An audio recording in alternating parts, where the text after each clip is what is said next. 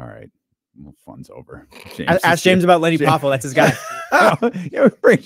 James, your thoughts on the genius. On the what?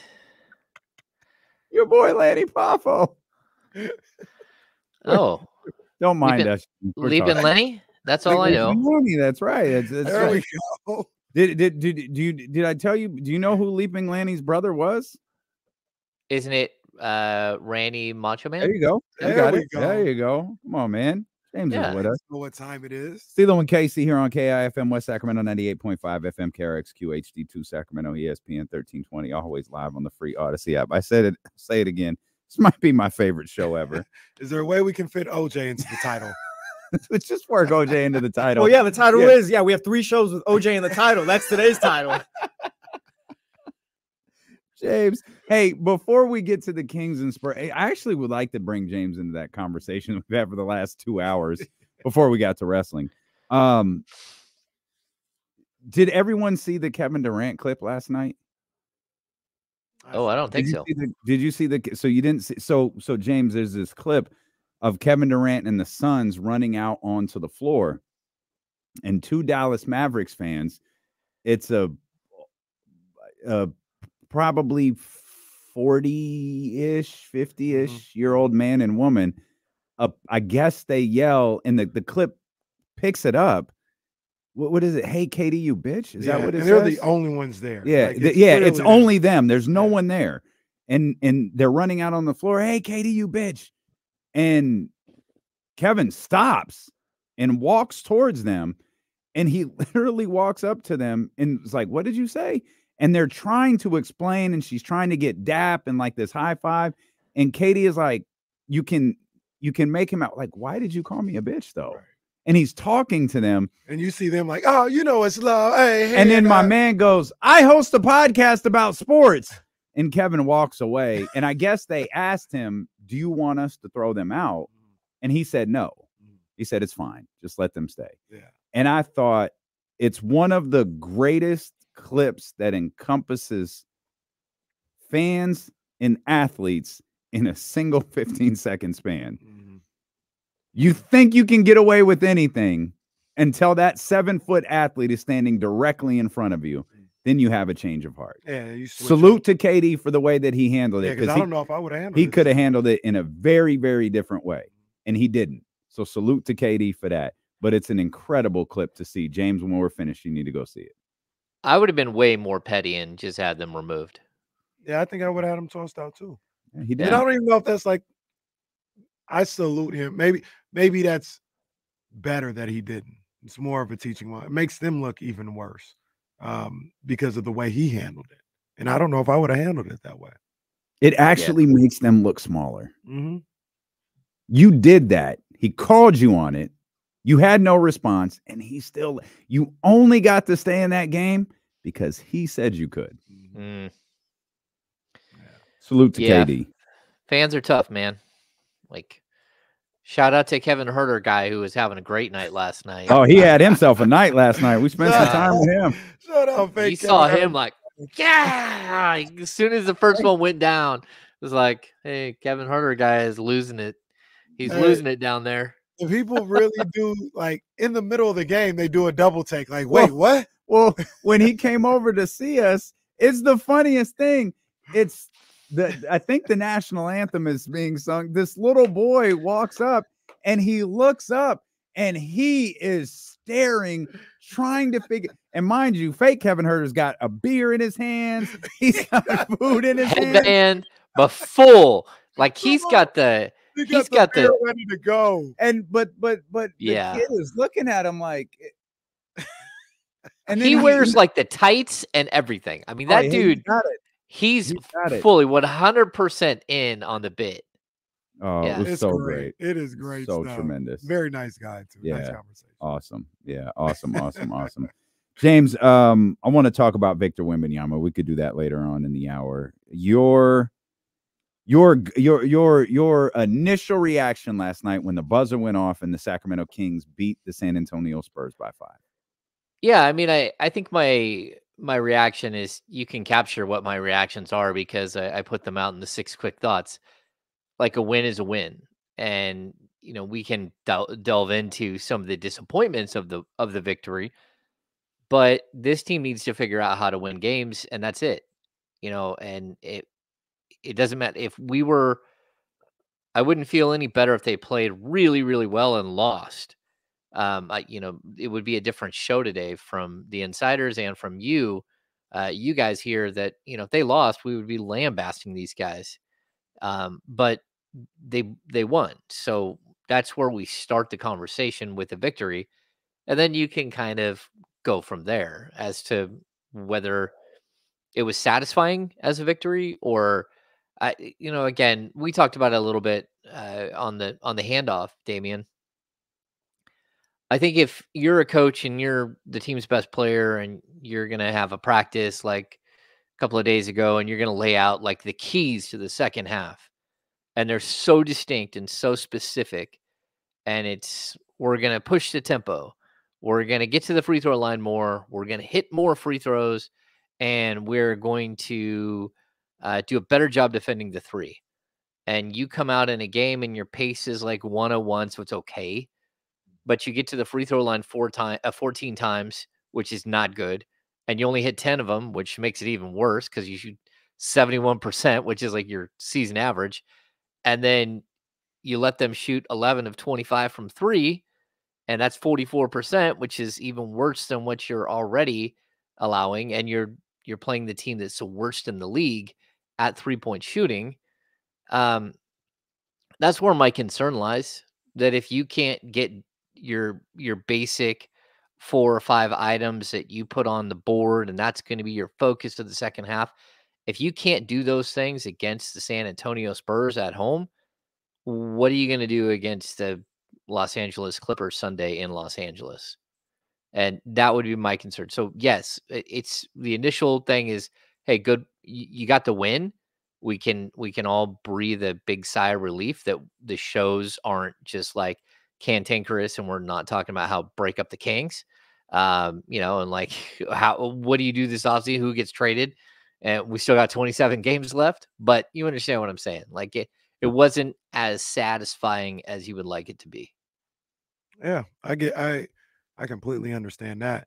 And I look at it like this, where, you see a lot of times in like December, the Kings will lose a tough game on the road to, we didn't even talk about the Milwaukee game, right? Where they lost a tough game on the road to Milwaukee. And Kings guy 24 will be like, no, man, there is no moral victories. I don't want to hear KC talking about they played well. No, man, there ain't no moral victories. Well, that would be more of the time when it's like, let's evaluate how they're playing as opposed to the win and loss. This really is no moral victories and no moral losses at this point, where after the All-Star break, it's a win is a win and a loss is a loss. And it's like that pretty much for the rest of the year, like into the playoffs. Like ain't nobody going to be worried about they're down 0-2, but they played really well. No, did you win or did you lose? And they're down 0-2, but they played really well. Ain't nobody worried about none of that. And that has started once that All-Star game ended on Sunday. And that's the way I look at this one. They got 27 games left, I think. Coming into that game, they had 28. They got one of those wins. We were talking about they need to get like 17 to 20 wins. They got one that they can check off. And that's all that matters. And I don't even think they played bad last night. I thought there was aspects where they didn't do what they wanted to do, but they played fine. Spurs played well too, and they found a way to get a win. And that's just kind of how I'm going to approach all these games. Yeah, I totally agree. I would also point out, like, you had your best player score 28 points, grab 9 rebounds, had one of the best defensive plays of his career to finish off a win. You had your big man have a triple-double.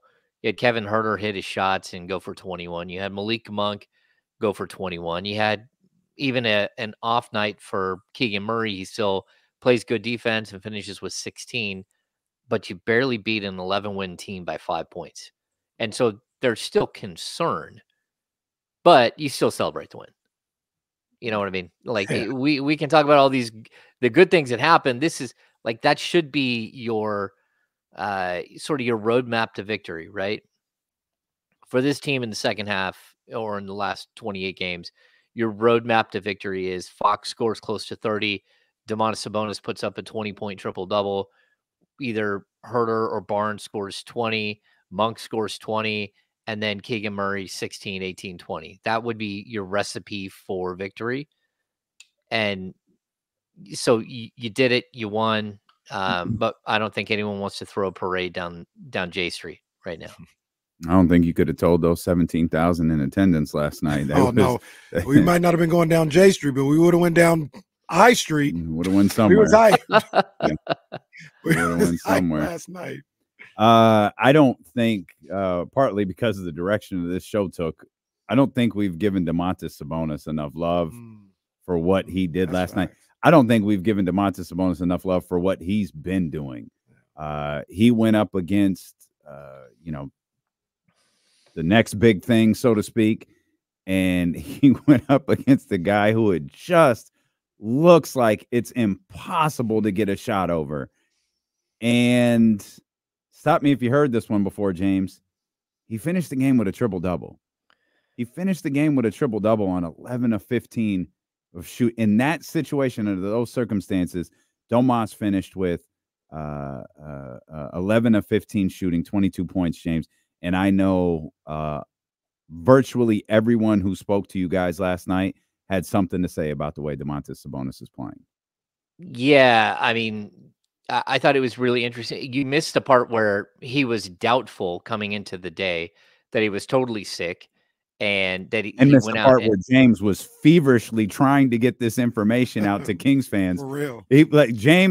James followed Domas to the locker room. I did. I was waiting for him. He was trying to get this information to you guys, and was just distraught that when he came back, they didn't know yet. Yeah, I don't think that there's a way for us to keep, we have to keep doing it. We have to keep saying how good he is. There can't be a moment where we stop saying it, because if you start to take for granted what Domantas Sabonis is doing on a nightly basis, then it's a crime. And for me, watching him go out there each and every night and just be so incredibly impactful on the court, and against, again, like what will be one of the greatest players that we've ever seen. Eventually, that's what Victor Wembanyama is going to be. I mean, even on a night where he got beat up pretty bad, what he finished with 19 points, 11 rebounds, 4 assists, 5 blocks, 5 steals. That's like it's almost like what we're seeing from Victor Wembanyama and what we're seeing from Domantas Sabonis. Again, you have to keep saying their stats again and again and again, because both of them are doing things that are just crazy. And, Kyle and I were talking about Wemby, what was your first impressions? And it's like, my first impressions is a 20-year-old kid that, someone leaves, if someone were to open up the windows at Golden One Center, he might get blown off the court, but it doesn't matter what he does on the court. It's just wild. The things, like when he goes to dunk a ball and he's got to lighten up, or he would jump over the rim. That's what it feels like every single time you watch him do anything. And we just haven't seen anything like it. But at the same time, we're seeing sort of like God's gifts for one player versus a guy who has done everything in the world to make himself into a great player. He's people say, oh, well, him and De'Aaron Fox, they won't work because he can't shoot the three and De'Aaron can't shoot the three. Shooting 42.4% from three. Like, oh, well, he's undersized. Okay. He just powered through a 7'3" guy on multiple possessions. And it's what he does every night. Like, you throw Jared Allen out there, powers through him. You throw Anthony Davis out there, powers through him. It doesn't matter. Like, Sabonis is developed into one of the great players in the game right now. And again, I think we have to keep saying his stats, because if we don't, no one else will. And that, to me, it's a shame. I mean, this is, I don't even know how to, but he's a Hall of Famer right in front of us. And he might not make the Hall of Fame because idiots somewhere else don't watch enough basketball to rate him high enough. So it's crazy to me. looking at his game log real quick, Casey, it's pretty goofy. Like he has 7 triple doubles in the last 10 games. Wow. And the game before that stretch started, he had 20 points and 26 rebounds. Oh, man. 20 Yeah. points, 26 rebounds, and 5 assists. Jeez. Just Goodness absolutely gracious. ridiculous. And it was De'Aaron, I think, James, that said he should be in the MVP conversation. Yeah, oh yeah. De'Aaron said he should be in the MVP conversation. Malik said he's the anchor. Like he said he's our anchor. You know, like we go wherever he goes. And that's something like Kyle and I have gotten that discussion too on the insiders. And I keep making the point that, you know, whatever De'Aaron Fox is going to dictate how far this team goes in the playoffs, right? But that's because Domantas Sabonis is so good that he is willing the team into the playoffs. And I think we can all acknowledge that, you know, that there's Fox is a guy who can do these amazing things, and even Monk is a guy that can come in and do these amazing things. But the level of play in Sacramento has gone from all the way at the bottom to the top 2/3 of the league, the top quarter of the league, because of Domantas Sabonis and what he's meant to the rest of the team. And like that's not to say that Fox or Hurt or any of these guys aren't really good players too, but he instantly brings you to a playoff level as a team. And to me, that's where you just can't look away. I mean, the guy is every single night. I mean, I it's unheard of to have 38 consecutive double doubles, to have 19 triple doubles, to have, was it 51 out of 55 games he's got a double double, and he doesn't make the All-Star team. That doesn't make any sense. And the other thing that doesn't make any sense is the top 19 scorers in the NBA all were All-Stars except for one, and that's De'Aaron Fox, who was number 9 or number 10. Like the league embarrassed themselves. The NBA coaches embarrassed themselves, and Popovich in pregame skirted the issue as to whether he voted for these guys or not, but said, "Yeah, you know, they're you can look and see what they're doing, and they're winning, and blah blah blah." But he also did not say, "Yeah, I voted for both of them," like Michael Malone did. And it's a question that should be asked of every opposing coach that comes through Sacramento. Agreed. Shout out Tone. Shout out Tone. Shout out Tone. Doing what he do. Yeah. Domantas Sabonis, the guy's amazing. You know, the crazy thing about his performance last night is we all knew what it was coming into the game, doubtful, actually surprised in some respects that he ended up playing. And once the game got going on, he was so good. He was so like he had been all year long. I didn't even think about him being sick. Like this guy, who knows if he could catch his breath? Who knows if he was able to eat anything, you know, for the past 2 days? And he was out there making it look like he normally does, man. That was a hell of an effort from him last night. Yeah, and I thought Mike Brown, like early on in the game, did his best to limit his minutes, because I think we got to halftime and he only played 15 minutes, and you could see that he was on a shorter rotation than normal. And by the end of the game, I don't even know what's he end up with, 35, 36, because that's the way it's got to go in order for you to win that. 33. So he's about 3 minutes off his normal. But if that game was a blowout, or if that game got any separation at all, I don't think Domantas would have played 30. So it's just a testament to who he is and how well he's playing, and you know, how he brings it every single night. He is, to me, the biggest lunch pail, you know, hard hat wearing dude in the NBA at this moment. Lost in the pros and the cons of you know, the win and 3-point defense and so on and so forth is obviously, we just talked at length about Domantas Sabonis. We'll talk more about De'Aaron Fox. One thing I think we neglected a little bit, and it's almost fallen into the Domas category, where it's just old hat and you expect it. Malik Monk had another 20-point game. Like he's absolutely right. Domantas Sabonis is the anchor of this thing. And, you know, De'Aaron, the old Luke Walton line about being the head of the snake. Man, Malik Monk brings just a whole different element of all of that stuff to this basketball team when he's on the floor. And to have another 20-plus point game is huge for this team. Yeah, I think for me, the biggest part about Monk that I noticed, again, like Kyle and I were discussing this earlier, is Malik isn't shooting the three well at all right now. He's struggling. And last year when that happened, he just went in the tank. Like there was 6 weeks where him and Kevin Huerter both, struggled, couldn't shoot, and really like kind of went into a funk.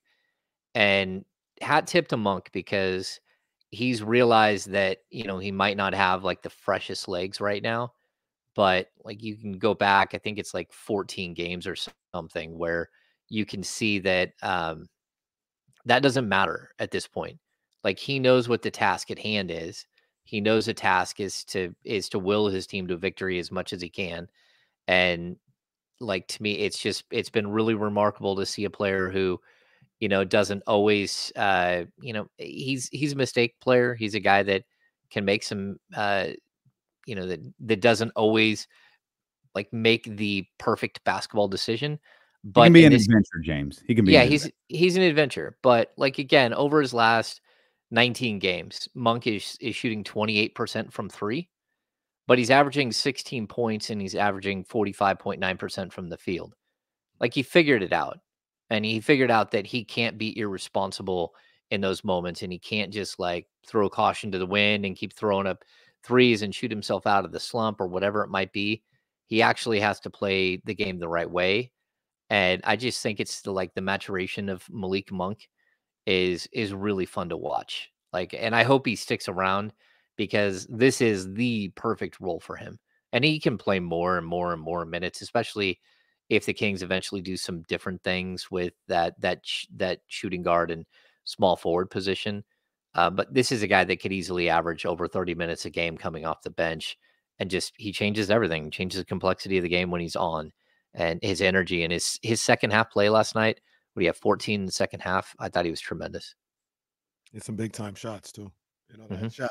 I think Kyle talked about it a little bit. The moment that I thought they were going to lose the game when Devin Vassell hits the 3-pointer to put him up 4.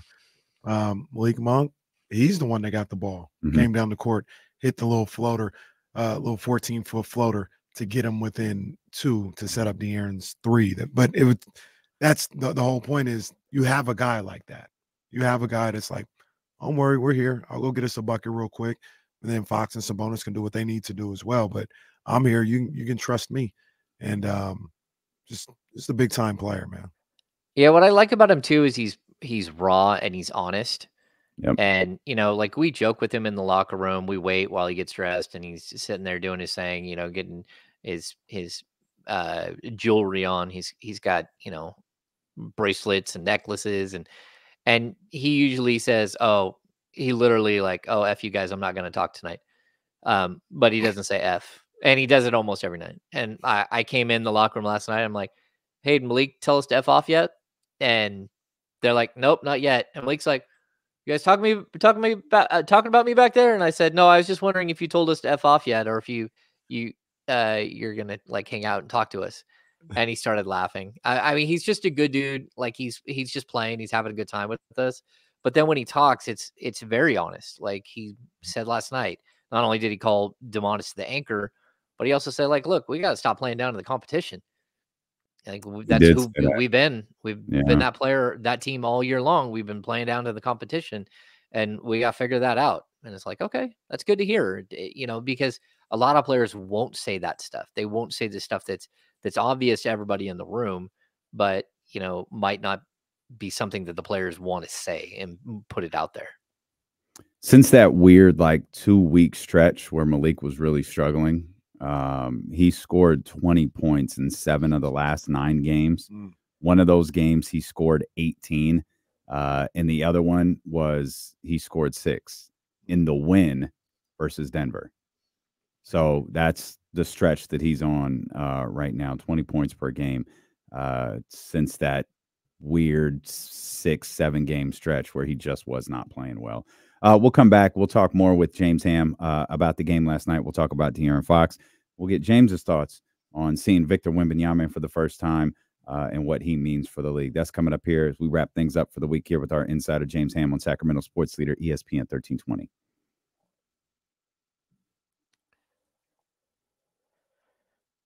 Yo, Hey, yeah, those guys coming in at 6, right? Mm-hmm. Yeah. The stats are really crazy to me because, again, like over his last 15 games, he's averaging 15.2, which is like right around his season average. But he knows he's not shooting it well, and he just can't wake up out of it. He's shooting 29.4% over that stretch, but he's shooting 49.1% from the field overall. He's just not forcing it. He's not, he knows the shot will come around, and it's good to see, like, again, that maturation of him because it's not who he was before.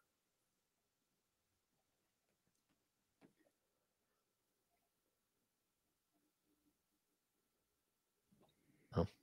Haven't heard otherwise. So I did not hear that. No, that's okay. We have a meeting after the show. That's all. Oh, The second show. Oh, you guys got a long day. We do. We always have long days, James. I know. It feels like sometimes we always have long days, but yeah, I hear you. You know what that's like, so no big deal. Yeah. No big deal. Yeah, today's the hard day. Like yesterday was a day where, like, I left the house at, like, I don't know, 7:45, 8 o'clock. Didn't get home until almost midnight. And then, lots of talking on the radio and then lots of coverage.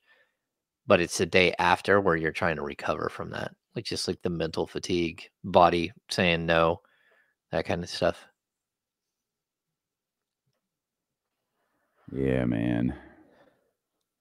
But at least we love what we do. No, that's true. Yep.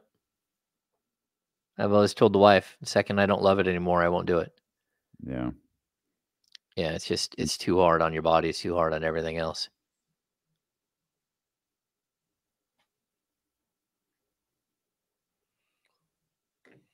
Oh. For those who saw us looking crazy at one point, we were laughing because ESPN was talking to somebody about the Lakers. They said Anthony Davis lost his voice last night, and Darvin Ham said that's why he couldn't communicate on defense. What? Freaking spectacular. What? Last time I checked, that guy had the biggest eyebrows ever and could definitely, like, communicate with his eyebrows. Non-verbal communication, guys. Come on, man. I never heard none of that. Stupid. That's ridiculous. Come on, Darvin. What is happening?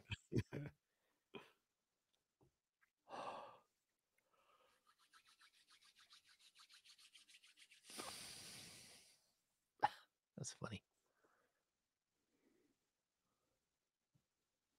Man, what happened to the Lakers in 2023, 2024? Fucking Anthony Davis lost his voice, man. They never recovered. Never recovered. Hey, I'm just surprised he stayed in the game and didn't just go to the locker room. Shout out L. Duncan. Today Standard move. L. Duncan make me want to go to Georgia. Nice outfit. Georgia Bulldogs. Did you see either high school or college? There's a girl who had a quintuple, not a triple double, not a quadruple double, but the next one, quintuple double, whatever it is. You got it, James. I think 10 points, 20 rebounds, like 12 assists, 10 blocks, 10 steals. She was quintuple. Dominant. There we go. My bad. Oh, wow. For some reason, I turned Kiana Christmas. Yes. Turn to this Texas Southern baseball game, and in the bottom of the 8th, Texas Southern is trailing 5-31. Oh. That's a softball score. Well, you had those softball nights, right, Kenny, where every single ball that gets hit finds a home? I think, shout out to Next Generation. We like 3-time champions. You know what I mean? So not too many nights like that. We gonna come back. I don't think I can play in the spring because Reese got baseball games on Fridays. But in the summer, we'll be back. I'll be back. Yeah, we're gonna get another chip, another ring, baby. All right, we're coming back, Hammer. All right.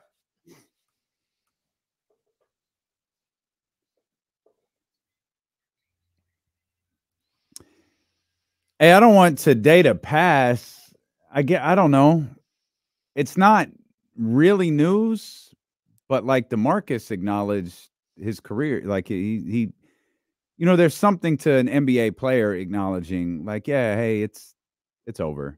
And he obviously has, you know, a new light coming with the all the Smoke Productions and everything that they got going on over there. But Boogie Long, we were talking about polarizing players earlier. There will never be a more polarizing player in this city than DeMarcus Cousins. And those that love him will love him forever. Those that hate him will hate him forever. But I'm a DeMarcus guy, and he said his career was wrapped up. James, you knew him better than any of us. I was hoping he had a little run in him. It's become clear over the years that he probably didn't.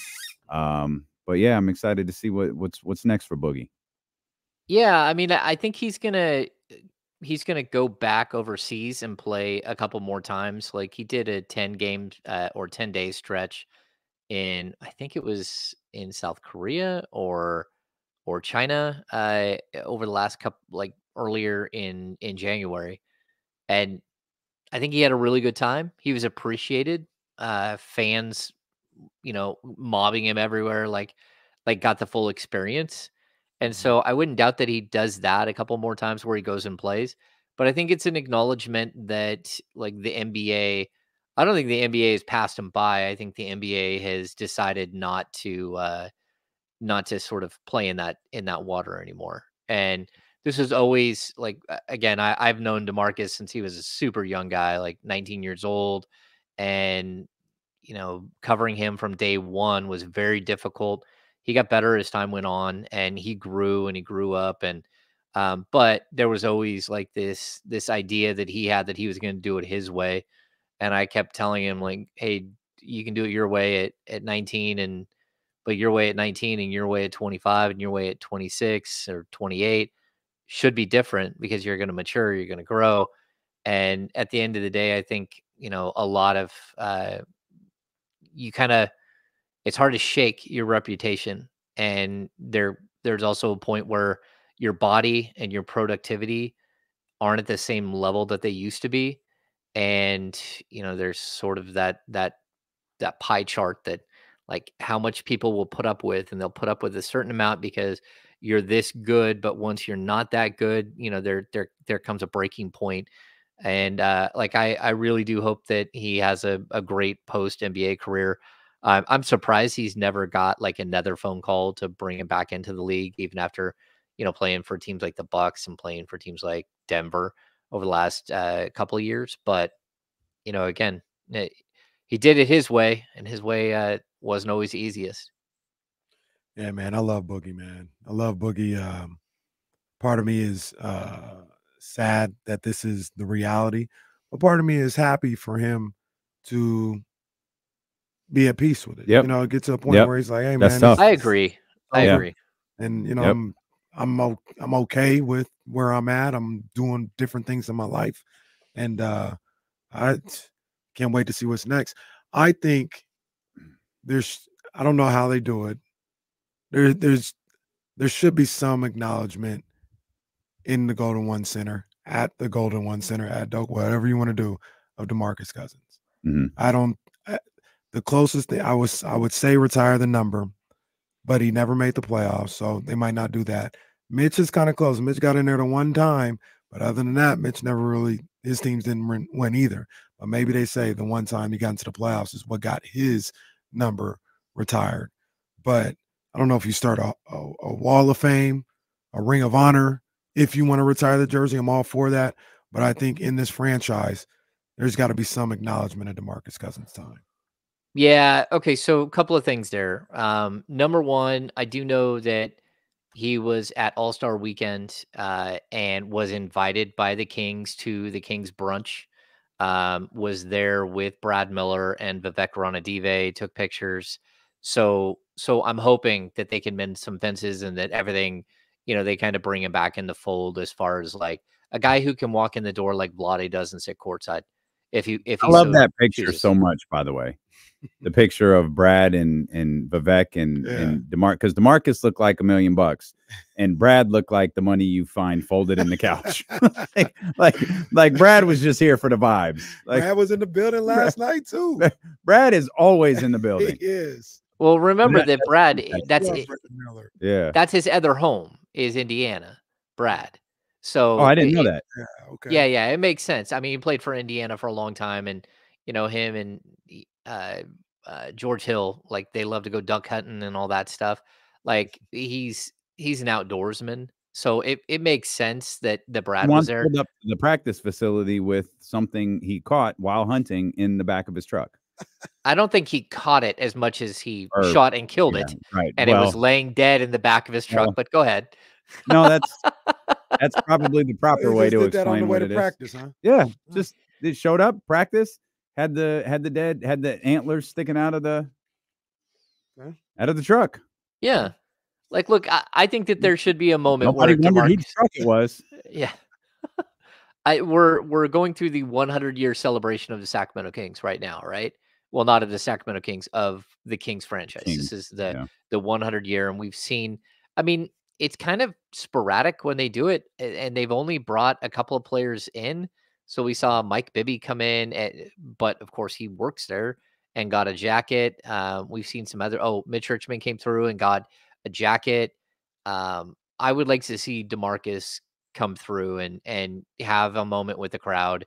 Yep. I would love to see like him and Vlade have a moment where you kind of see those two, because I don't think, like, that's what I always got from Vlade, that whatever happened with DeMarcus and in the trade and all that stuff, it's not that he didn't like DeMarcus, and it wasn't that he was trying to be mean or anything else. It was just he had to make a business decision, and that's what it was, and it was probably the right decision at the time for him and the franchise.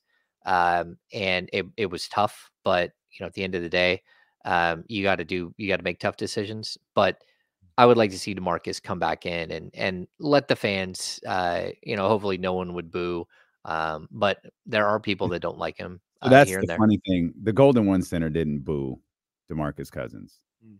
I've like, even at peak frustration, DeMarcus, like they did not boo DeMarcus. That contingent was loud, but that contingent was calling talk radio. They weren't Yeah. They weren't in that venue. Not to any measurable degree. They were not in it. I remember DeMarcus's first game back.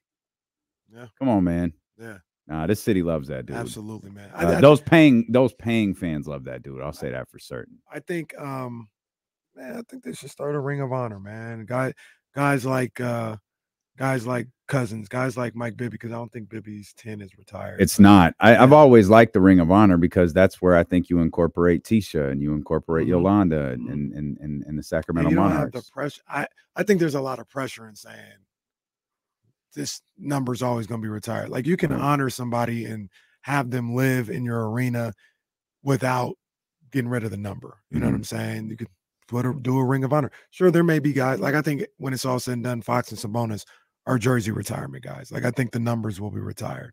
But, if Monk is here forever, maybe Monk is a Ring of Honor guy. We still get to celebrate him without having to be a guy that has his jersey retired. Yeah, and I would put the same for Bobby Jackson and Doug Christie. Yeah, absolutely. Even guys like Scott Pollard that played a bunch of their career there and like were part of the glory years. I don't how far deep you go into it.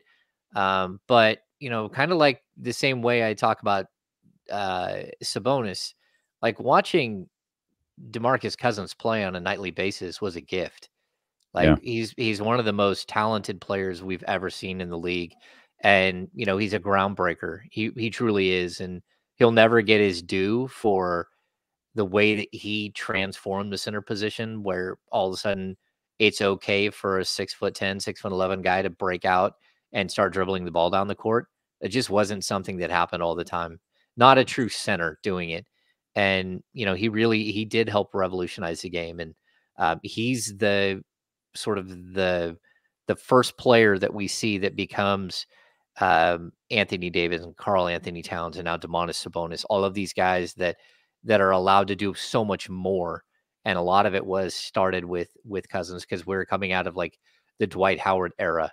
And before that, like one of the greatest eras of big men of all time, where, there's like 10 Hall of Fame centers in the league at one time, but none of them could do what DeMarcus did, where they would just, again, who can imagine a 6'11", 290-pound guy like leading a break, going between his legs, making a spin move around a guard and going in for a layup on the other end.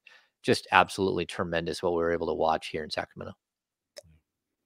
Well, we saw the new era of the big man last night. Victor Wembanyama made his first appearance at the Golden One Center. We had an extensive conversation about Wemby and what he may mean for the league moving forward as LeBron and Steph start to prepare over the course of the next 4 to 6 years to ride off into the sunset. Maybe a little bit less than that, but what were your first impressions, Hammer, of seeing Victor Wembanyama in person? Yeah, it's just tremendous to see a kid come like that, come into the league like that, and we've never seen anything like it. I think as a kid, I got to see Ralph Sampson at least on the court. I don't know that he played because he was always hurt, but like I remember seeing him. And actually, I think he had got his autograph the first game I ever went to. But someone who's like 7'3", 7'4", that tall, that lanky, that athletic. But again, we're talking about the next generation of the guy that can shoot the three, a guy who can handle the ball. I thought talking to Greg Popovich before the game, Popovich just made so many good points about what we're seeing here is something that's almost like revolutionary. And Pop talked about how on the way there they had him watching film of Magic. I think it was Magic and Michael Jordan and Kobe Bryant, but also Hakeem Olajuwon. He keeps naming all of these players from all of these different positions, and they're talking to him about like his footwork and tightening things up and being more concise with your movements and stuff like that. But has there ever been a player that could watch all of the footage of all those players and learn something from it? And I don't think there has. I mean, the guy can handle the ball like a guard, although he dribbles too high. And there's nothing he can do about that. He's 7'4". But the way that even like watching him warm up was just crazy. Just the fluidity of his body and the fact that he can move like somebody who's 6 foot tall. But he's just this huge man. So I'm excited to see what he looks like in 3 years, 4 years. I think he's going to revolutionize the game. I don't think there's anything you can do to stop him. And Kyle asked me, what do you think is going to be like prime Victor Wembanyama? And it's like, I don't even think we know, but it's probably going to be like 30 and 15 and 6 and 4 blocks per game and 2 steals, and it's going to be one of the most impactful players that we've ever seen. And I think he's lucky that Popovich is a guy who stuck around because of who Popovich has worked with in the past and sort of the knowledge he can impart to him. And it takes a certain player to listen to stay in, tuned in to Pop. But I still think that this is like it's a good marriage. We're getting to see a player who, when he's done with the Popovich era, should be a finely tuned superstar of superstars that we haven't seen, like a one of one, the old unicorn that we talk about thing that I just think he's going to be a tremendous basketball player. I agree with everything that you say. And one of the conversation that we had was the thought right now that, people, your tweets and stuff like that, people talk like, man, when LeBron and Steph are gone, it's going to be tough for the NBA. Just talking about how they generate, they generate excitement and energy and popularity and interest into the league, and they do it as good as anybody's ever done it. Jordan, Kobe, LeBron, Steph, AI, like that's like in my lifetime, that's it.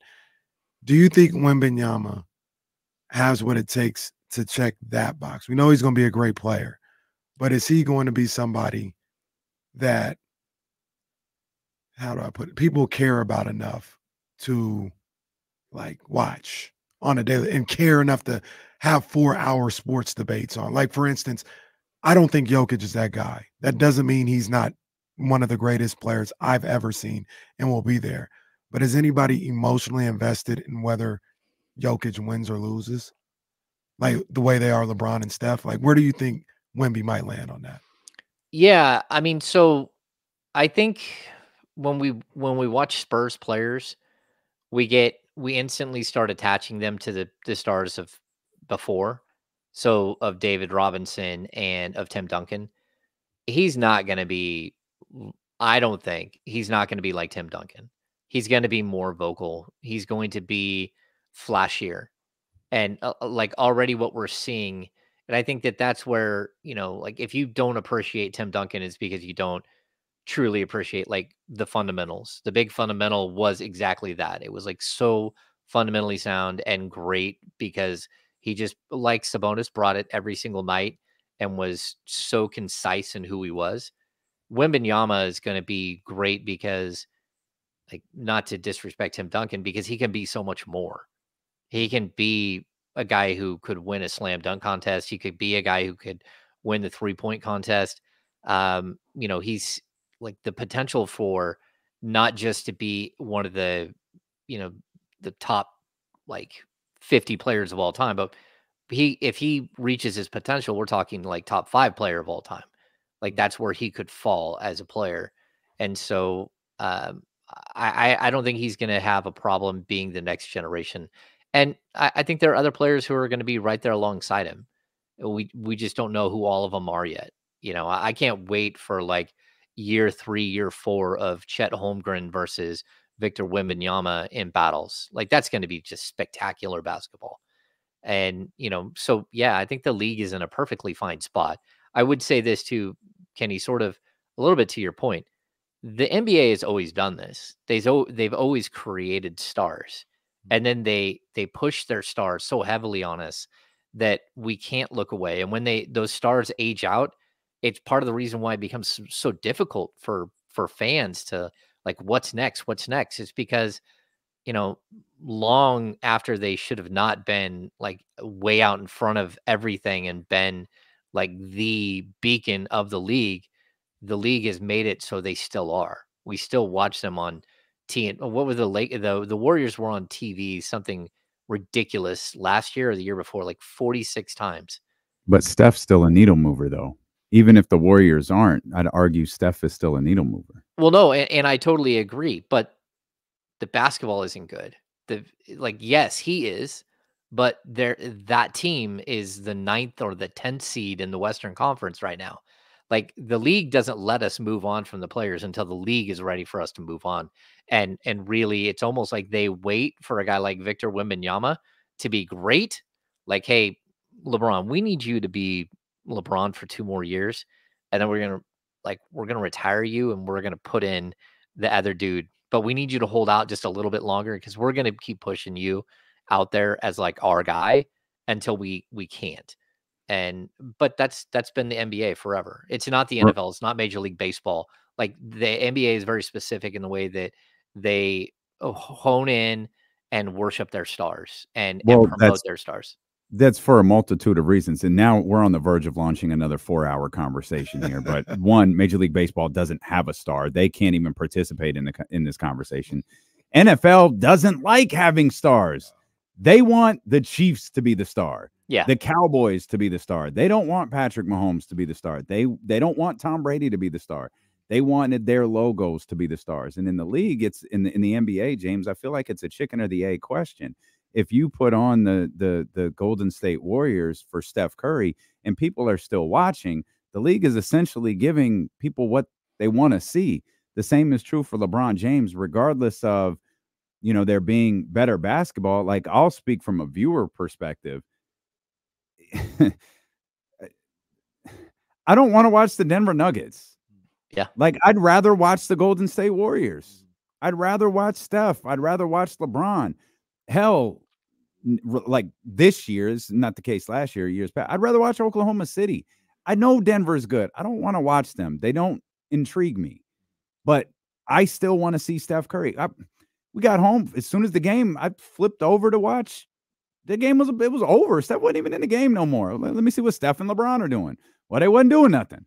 But it's still Warriors Lakers. I think it still has some appeal to it. And again, if the league puts it out there and fans stop watching, then fans are telling them something. But if the league puts it out there and fans are watching, the fans, I think, are telling the league something, which is why I'm so fascinated what happens with the Spurs next year, because they put Victor on so much this year. For me, it got worn out. It was like, okay, I was excited. And to your point, James, it's not the best basketball. No, but the league creates help. I mean, they do a good job of creating the star and of producing and pushing and pushing and pushing the star. And that's not to say that, these guys don't deserve it. That's not what I'm saying. Mm-hmm. But what I'm saying is that you got 2 kids here in Sacramento that deserve to be stars too, and they haven't been given that sort of latitude. The league does not push them as stars, and then they get forgotten about in an all-star game. Go ahead. And instead we get Well, a James, like an real quick.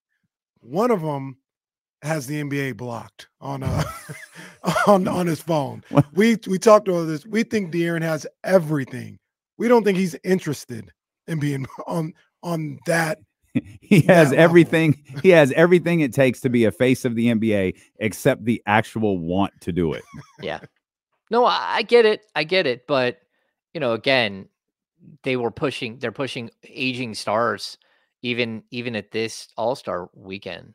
I mean, like, not to be disrespectful, but and Paul George had a good season, but the guy's averaging 22 a game. Like, you got players that are like, I don't know, a guy who's got 38 consecutive double-doubles and 19 triple-doubles and is averaging 2 points less per game, but leading the league in rebounding and averaging 8 assists per game. Like, there needs to be some sort of equality in how you're judging your players.